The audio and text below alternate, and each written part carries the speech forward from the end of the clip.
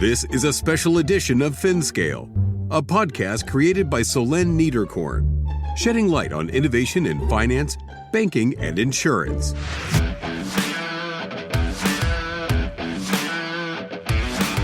Special edition Money 2020 in collaboration with the Payment Association EU. As a media partner covering the Money 2020 event, I teamed up with the Payment Association EU to bring you a series of captivating interviews.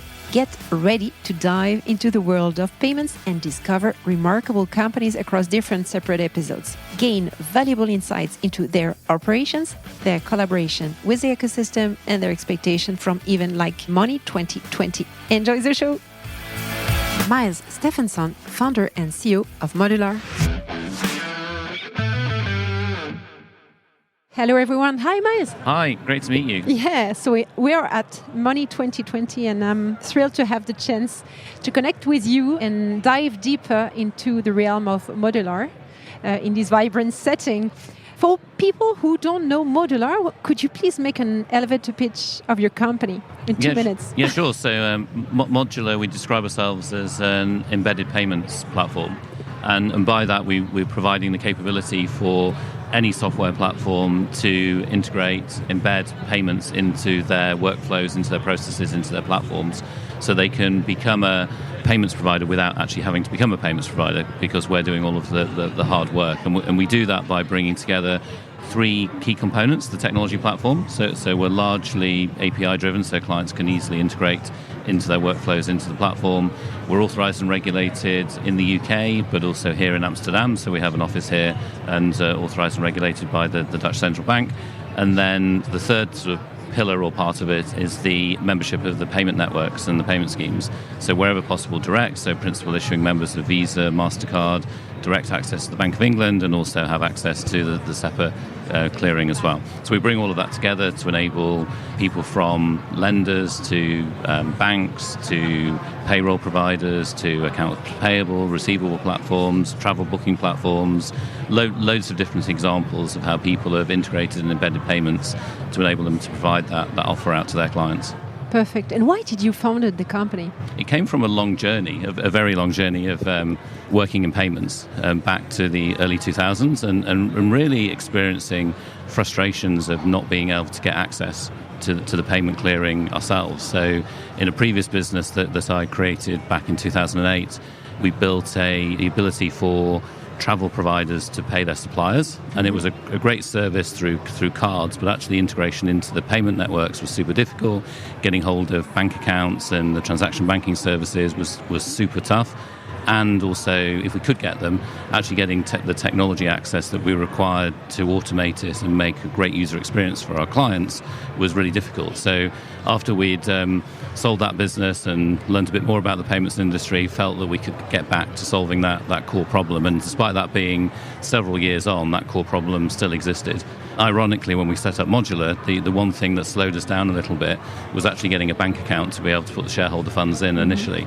So the problem was sort of real and present in terms of not being able to get that access, the technology access. So that was the drive and the motivation, and still today the drive and the motivation to bring new ways of doing things, different ways of doing things, so that we can enable our clients to build the payment flows and the customer experiences that they really want, rather than the ones that they've been forced to have. And what category of clients used your platform in the beginning? Because it didn't exist at that time. We largely started in financial services. So we had a lot of lending clients, alternative new banking providers who were looking to build on top of us and build new services, and then have moved into acquirers and broader financial services, wallet propositions, and then started to step out of financial services into other sectors like accounting and payroll, where there's an obvious need to be able to improve the experience, the workflow, the control, and the security of integrating payments into those platforms, but also critically the new product opportunity and revenue opportunity. Because we see a lot of those platforms leaving the revenue opportunity, leaving the product opportunity to the banks, and that leaves a gap from a control process point of view for clients, but also it leaves a a product opportunity on the table and a revenue and income opportunity on the table as well. Okay, thank you very much. I would be interested, because your offering really expanded over the years, but I would like to focus more on the latest products of your company. I was thinking of Instant SEPA, but maybe there are other offerings you want to discuss with us today. Which one would you like to describe? Yeah, sure. So where we started, as you said, in the UK, we built out some initially payout services and focused on faster payments in the UK and the instant payment capability, bringing that to clients through APIs so they can embed that and integrate that into various platforms. We went on a significant journey in the UK building that out, so you can basically build a current account or alternative bank account on top of our platform, and you can either do that for particular services or you can do that across many, many different services, and we've got the full comprehensive set of services, so you can recreate that from whether it's the account, whether it's the instant notifications, instant payments, through to direct debits, through to issuing cards, virtual and physical. So we've done that to a lot of depth in the UK and had a huge amount of success, and there's lots of opportunity still in the UK. We've also stepped out of the UK here into Europe, so we've started to build a business in Amsterdam, and as I mentioned, we were authorised and regulated here and have passported those permissions through Europe, and are now starting to go deeper here as well, both from a payments capability with the SEPA services, instant SEPA, but also localising as well to make sure we're getting access to specifics like local IBAN issuance so that we can operate in a more custom way into the specific countries. So as an example there, we've also got those services here in the Netherlands because we're regulated here. We have a branch in Ireland, and we're just in the process of putting live a branch in France and Spain. And that's all very sort of, I guess, technical regulatory perspective. But what that enables us to do is be more localised and if you like, fine-tune our services to the local client base and bring what we've had in other countries into the European market. And that's what we're doing at the moment. Okay, interesting. You mentioned the Netherlands, because I believe it's following Brexit that you had to get a new license in Europe. Why did you choose the Netherlands, and were you envisaging other countries, home countries for Europe presence? We chose the Netherlands really because of the depth of expertise here from a payments perspective, and it's a great place in terms of being able to locate here and also then trade across Europe. And if you look through the history here, but very supportive of growing businesses in the payments industry. So that depth of knowledge, understanding, both at the regulator and at the central bank, but also the ecosystem here. There are lots of other businesses that are in the market, and therefore the talent and the capability here in the Netherlands and in Amsterdam is one of the reasons why we came here. Thank you. Could you mention some key partners your company collaborates with? I know some of them. We can see on your booth some of the names. Absolutely. So there are people in the financial services sector, such as Liberis, which is a cash advance provider. We've got people like WageStream, who are a salary advance provider. We've got people or companies within the FIS group, such as WorldPay, that are working with us for disbursements. Through to accounting and payroll platforms like Sage, where we deliver something called Sage Salary and Supplier Payments, through to travel booking providers like Paxport and Pax2Pay, who are integrating us into their platforms alongside travel booking for online travel agents. Okay. And you raised quite a lot of money. I have in mind $108 million. If it's correct, through different rounds. Could you make a sort of summary of your funding story and who are the last investors you incorporate in your cap table? Yeah, sure. So we raised the $108 million round was last year. Yeah, and it was the last round. The last round, in total. Yeah. Okay, so I was wrong. So a bit more in total. I think closer to about 160 in total. And the 108 was led by General Atlantic, very knowledgeable, and their breadth of experience in fintech and financial services is fantastic. So it was great to have them as part of the business and actively involved in the business.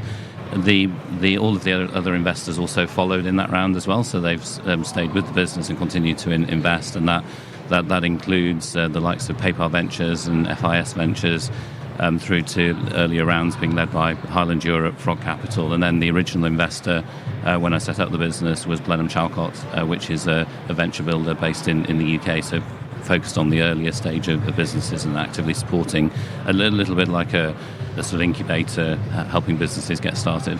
So we've been on that journey with them since 2016, and also worked with them on my previous business, Corporate Pay, that we set up and exited. Thank you very much, Myles. We don't have a lot of time left because I do short episodes during Money 2020. What are your objectives when you arrive there, and why do you participate in this event? Because it requires a lot of resources. It's quite expensive too, so yeah. Yeah, absolutely. It's a significant commitment to be here in terms of the logistics, the stand, preparing to speak, which we were speaking on Thursday, and also the time of people being here from the team. The key for me is it relates to the payments industry is an ecosystem. You can't do it independently. You have to work across, whether it's the regulators, our technology partners that we work with, partners that work with us, the payment networks, Visa, MasterCard, etc. There's all of that has to come together in a seamless way to operate a payments business. So the opportunity to meet all of those people efficiently is one of the key reasons for being here. So I think today we probably got something like 12 or 15 meetings back to back, and tomorrow and Thursday as well. So I'm lucky. No, I'm not at all. We're super lucky to have the offer to be on the podcast. Thank you. So it's really efficient, and then obviously the opportunity to meet new partners and clients as well is the hard justification of spending the money to be here to support those existing clients and acquire new clients and partners as well. Perfect. And last question I would like to ask: what is the way you work with the Payment Association in EU and the kind of possibilities that are offered by this association? It really comes back to that point I just mentioned about the ecosystem, that the Payments Association is absolutely critical to that, and having those connections, getting to meet people through the Payments Association, really important. So, and also competitors as well. So just understanding what's happening in the market, shared stories, frustrations about how we can change and improve things. An ecosystem like the Payments Association brings all of that together, which is why we've always tried to identify organisations, trade associations like them. We're always learning new markets, whether it be geographic markets, but also industry verticals. And through those associations, that's how we've found a great way to learn and develop the business. Thank you very much, Myles. Great, thank you very much. Thank you all for listening and sharing this moment with us. Don't hesitate to contact me on Twitter or LinkedIn to share your comments and reactions.